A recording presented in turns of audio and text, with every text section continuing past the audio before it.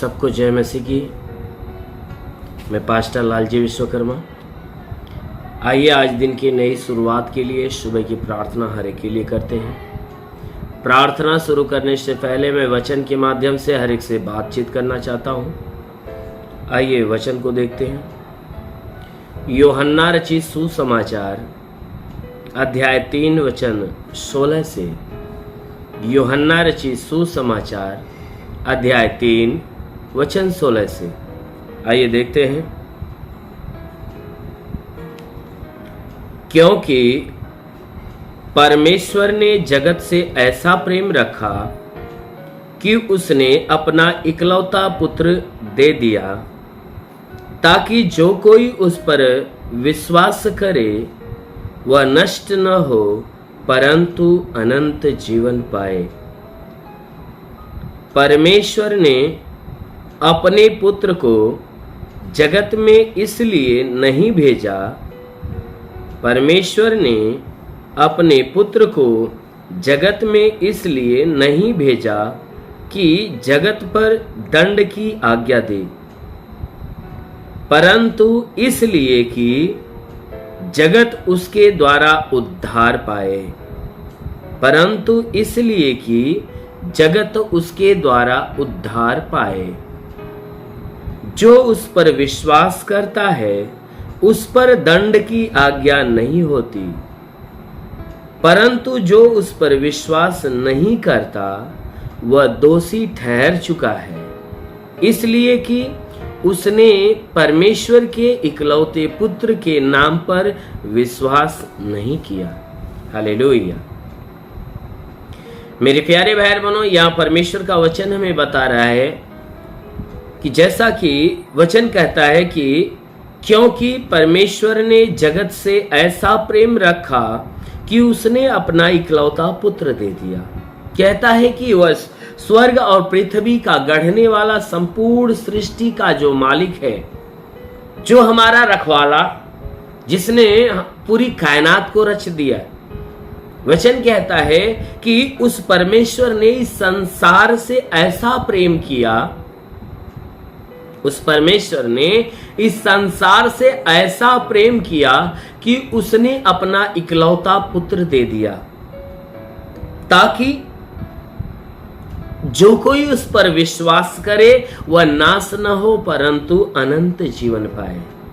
मेरे प्यारे भाई बहनों, यह परमेश्वर का वचन हमें बता रहा है कि वह जो जगत का स्वामी है, जो जगत का रखवाला है, जिसने संपूर्ण मानव जाति को बनाया, जिसने एक मनुष्य को मां के गर्भ में रचा है, वचन कहता है कि वह परमेश्वर इस जगत के लोगों से इतना प्यार किया, इतना प्यार किया कि उसने जगत के लोगों को बचाने के लिए वह अपना इकलौता पुत्र न्यौछावर कर दिया, वो बलिदान कर दिया। और इसलिए बलिदान किया कि जो कोई मनुष्यों में से जो कोई व्यक्ति उस इकलौते पुत्र के ऊपर विश्वास करेगा वह नाश नहीं होगा, नष्ट नहीं होगा, अर्थात वह नरक में नहीं जाएगा, वह नरक में नहीं जाएगा, परंतु अनंत काल का जीवन पाएगा। परंतु अनंत काल अर्थात स्वर्ग का जीवन पाएगा, अर्थात वह स्वर्गीय जीवन को पाएगा, उसका उद्धार होगा। मेरे प्यारे भाई बहनों, वचन कहता है कि जो कोई उस पर विश्वास करेगा, किसके ऊपर? परमेश्वर के इकलौते पुत्र के ऊपर। परमेश्वर का इकलौता पुत्र कौन है? हमारा यीशु मसीह है। क्योंकि आज के 2000 साल पहले हमारा यीशु हमारे बीच में आया और उसने हमारे पाप को अपने देह पर लिया और खुद को बलिदान कर दिया, इसलिए ताकि हम पाप से बचाए जाए। मेरे प्यारे भाई बहनों, यहाँ वचन कहता है कि जो कोई उस यीशु के ऊपर विश्वास करेगा वह नाश नहीं होगा, वह उस पे दंड की आज्ञा नहीं दी जाएगी, परंतु वह क्या होगा? अनंत काल के जीवन में प्रवेश करेगा। कहता है, देखो, परमेश्वर ने अपने पुत्र को जगत में इसलिए नहीं भेजा कि जगत पर दंड की आज्ञा दे। कहता है परमेश्वर अपने इकलौते पुत्र को इस संसार में जो भेजा है तो इसलिए नहीं भेजा कि वह संसार पे दंड की आज्ञा सौंपे, यानी संसार के लोग जो परमेश्वर के दृष्टि में पापी हैं, तो उनके ऊपर पाप का बोझ रखने के लिए नहीं, परंतु पाप के बदले में उसे दंड देने के लिए नहीं, दोष लगाने के लिए नहीं। कहता है कि परमेश्वर ने अपना इकलौता पुत्र जो हमारे लिए भेजा है, तो इसके लिए नहीं कि ताकि जो हमने पाप किया है हमारे पाप का बदला जो दंड होता है हमारे ऊपर थोपने के लिए। कहता ऐसा नहीं, कहता है कि उसने जो भेजा है ना, वह दंड की आज्ञा देने के लिए नहीं, परंतु इसलिए वह भेजा है ताकि जगत उसके द्वारा उद्धार पाए। आमीन। वचन कहता है कि परमेश्वर ने यीशु को हमारे लिए हमारे बीच में इसलिए भेजा ताकि हम यीशु के नाम के द्वारा अपने पापों से उद्धार पाएं, अर्थात पापों से मुक्ति पाएं, पापों से छुटकारा पाएं। मेरे प्यारे भाई और वचन कहता है कि इन मनुष्यों में से जो कोई उस पर विश्वास करता है उस पर दंड की आज्ञा नहीं होती। जो कोई व्यक्ति यीशु मसीह के ऊपर विश्वास करता है, उसकी सुनता और मानता है, उसके ऊपर उसके पाप के बदले में दंड नहीं दिया जाएगा। परंतु जो कोई उस पर विश्वास नहीं करता है, परंतु जो कोई व्यक्ति यीशु के ऊपर विश्वास नहीं करेगा और ना ही उसकी सुनेगा ना ही मानेगा, ऐसा व्यक्ति परमेश्वर के दृष्टि में दोषी ठहरेगा। वो परमेश्वर की दृष्टि में दोषीदार होगा, वह दंड की आज्ञा की योग्य होगा। इसलिए वचन कहता है कि वह दोषी ठहर चुका है, इसलिए कि उसने परमेश्वर के इकलौते पुत्र के नाम पर विश्वास नहीं किया। तो जो यीशु के नाम पर विश्वास नहीं करता है वह परमेश्वर के दृष्टि में दोषीदार है, वह दंडनीय है, वह भारी दंड के योग्य है, वह मृत्यु के लायक है। परंतु जो कोई व्यक्ति यीशु के नाम पर विश्वास कर लेता है और यीशु मसीह को ग्रहण करता है, उसकी आज्ञाओं पे चलता है, उसके ऊपर से दंड हटा दिया जाएगा और उसके जीवन में अनंत काल की आशीष मिलेगी और वह स्वर्ग का अधिकारी होगा। आमीन, हालेलुया। इसलिए मेरे प्यारे भाई बहनों, जरूर है कि आप उस यीशु के ऊपर विश्वास करिए और परमेश्वर से अनंत काल का जीवन प्राप्त करिए। धन्यवाद। आइए आंखों को बंद करिए, पूरे विश्वास में भरिए। आइए मैं सभी के लिए प्रार्थना करने जा रहा हूं। जरूर है कि प्रभु आप सभी के जीवन में आशीष देगा। धन्यवाद करता हूं मेरे प्रभु परमेश्वर, सृष्टि के मालिक, धरती पे अन्न उपजाने वाले परमेश्वर, तेरा धन्यवाद, तेरी महिमा करता है यीशु राजा। तेरे नाम में प्रार्थना करता पिता, तो सच्चा है, राजाओं का राजा, अगम अविनाशी विराट परमेश्वर, तेरे जैसा कोई नहीं। तेरे चरणों पे झुके आसमान महिमा गाती जमी। महान परमेश्वर, प्रार्थना करते जितने लोग प्रार्थना सुन रहे हैं, आज हर एक के जीवन में प्रभु तेरे महिमा की आशीष उतरे, ताकि जितने लोग प्रार्थना सुन रहे हैं प्रभु, आज हर एक के गुनाह, हर एक के अपराधों को क्षमा कर, ताकि इनके ऊपर तेरी दया बरसे और तेरी भारी दया के द्वारा इनके जीवन में जो भी दुख है, तकलीफ है, बीमारियां है, कलेश है, उपद्रव है, सब नष्ट होने पाए।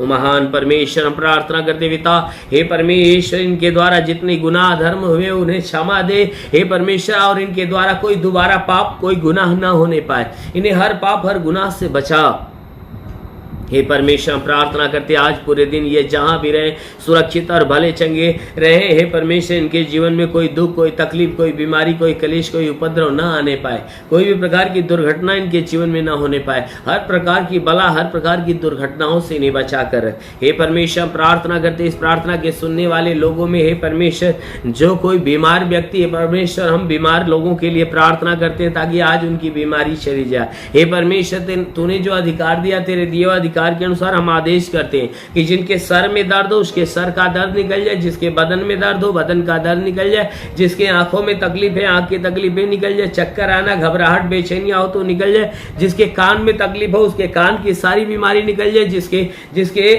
नाक में कोई तकलीफ हो नाक की तकलीफें निकल जाए, जिसके मुंह में कोई तकलीफ हो मुंह की तकलीफें निकल जाए हे परमेश्वर, जिसके गले में कोई प्रॉब्लम है, गले का प्रॉब्लम दूर हो जाए। जिसके सीने में तकलीफ हो, सीने की बीमारियां निकल जाए। जिसके पेट में बीमारी हो तो पेट की बीमारियां निकल जाए।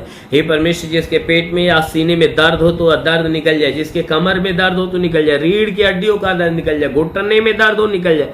और एक जोड़ों का दर्द, गठियाबाद की बीमारी, साटिका की बीमारी निकल जाए। हे परमेश्वर, हड्डी की तकलीफें, मांसपेशियों की तकलीफें, नसों की तकलीफें निकल जाए। मेरे महान परमेश्वर, हर प्रकार की तकलीफों से इन्हें छुटकारा दे। हे परमेश्वर, इनके शरीर में ब्लड प्रेशर, शुगर की बीमारी हो तो निकल जाए। हे परमेश्वर, ब्लड प्रेशर, शुगर की बीमारी, दमा, HIV, TB, कैंसर हो तो नष्ट हो जाए। कितनी भी पुरानी जख्में हैं तो सूख नहीं पाए। हे परमेश्वर, हम प्रार्थना करते हैं, जिसके शरीर में ब्लड नहीं बनता प्रभु, आज से ब्लड बनना चालू हो जाए। जिसका लीवर खराब हो चंगा हो जाए, किडनी खराब हो चंगी हो जाए, गैस की बीमारी निकल जाए, सूजन नष्ट होने पाए, अपेंडिस, हार्निया निकल जाए, फाइलेरिया, थायराइड निकल जाए। जिसका हाथ नहीं उठता, उठने लगे, पैर नहीं चलता, चलने लगे, लकवे का बीमार हो तो चंगा हो जाए। जिसका माइंड काम नहीं करता, काम करने लगे, ट्यूमर की बीमारी निकल जाए, बाबा सिर की बीमारी निकल जाए, पथली हो तो नष्ट हो जाए, जुकाम, खांसी, बुखार निकल जाए, टाइफाइड, मलेरिया नष्ट हो जाए, उल्टी, दस्त की बीमारी निकल जाए, पेचिश पड़ना बंद हो या किसी भी प्रकार के चर्म रोग, खाज, खुजलियां नष्ट हो, किसी भी प्रकार के दाग धब्बे निकल जाए, सफेद दाग नष्ट हो जाए, पीलिया, सुनोफिलिया की बीमारी, लहू पानी की बीमारी निकल जाए। हे परमेश्वर, जिसके पास संतान नहीं प्रभु, उसे संतान की आशीष दे। हे परमेश्वर, प्रार्थना करते पिता, उसके गर्भ का सारा बंधन टूट जाए और फलवंत होने पाए। हे परमेश्वर, जिसके शरीर में दुष्ट आत्माएं निकल जाए। हाँ मेरे महान परमेश्वर, प्रार्थना करते पिता, जितने लोग अपने जीवन में निराश है, उदास है, उनकी निराशा, उनकी उदासी समाप्त हो जाए। हे परमेश्वर, जितने पढ़ाई लिखाई करते हैं, उनके पढ़ाई लिखाई के क्षेत्र पर आशीष दे, ताकि पढ़ाई लिखाई में आगे बढ़े, जीवन के हर लक्ष्य को पूरा करें। हे मेरे महान परमेश्वर, प्रार्थना करते पिता, हे परमेश्वर, हम प्रार्थना करते पिता, जिनके पास हे परमेश्वर रोजी रोजगार है, उनके रोजी रोजगार पे आशीष दे, ताकि उसमें बढ़ोतरी और बरकत हो जाए। हाँ मेरे महान परमेश्वर, जिसके पास कोई रोजगार नहीं, जो रोजगार के तलाश में, उन्हें रोजगार देकर आशीष दे। जो नौकरी के तलाश में, उन्हें नौकरी देकर आशीष दे। हे परमेश्वर, जो गरीबी के श्राप में, इस गरीबी के श्राप से मुक्त कर। जो कर्ज में, उसका कर्जा अदा हो जाए। इनके जीवन की सारी समस्याएं दूर होने पाए। हे परमेश्वर, तेरा साथ हर एक के साथ, तेरा हाथ हर एक के सर पे बना रहे। मेरे महान परमेश्वर, जितने तेरे सेवा करने वाले लोग हैं, उनके सेवकाई के क्षेत्र पे आशीष दे, ताकि उनकी सेवकाई दिन प्रतिदिन बढ़ती जाए। हाँ मेरे प्रभु, वे पवित्र आत्मा के अनुग्रह में भरते जाए। रे गाबा संदला रबा सलबा से खेरिंदो शबरबा, होली होली अबा लबा सबा लबा से खरबा सिंधु शबरबा। महान परमेश्वर, अपने आत्मा के अनुग्रह से हर एक को भर, ताकि हर कोई आत्मा में भर जाए। ओ पवित्र आत्मा, हर एक को छू ले। ओ पवित्र आत्मा, हर एक को छू ले। हर कोई पवित्र आत्मा में भर जाए। रिंगाबा शबरबा से लेरी बासा खला। महान परमेश्वर, प्रार्थना करते तेरे आत्मिक अभिषेक हर एक के जीवन में होने पाए, ताकि हर कोई आत्मा के द्वारा चलाई हुए चले और आत्मा के अनुग्रह में बना रहे। ओ महान परमेश्वर, प्रार्थना करते यीशु राजा, तेरे नाम में सबके लिए तेरी आशीष और चंगाइयां मांगते हैं। आमीन। परमेश्वर हरि को आशीष दे। God bless you. धन्यवाद।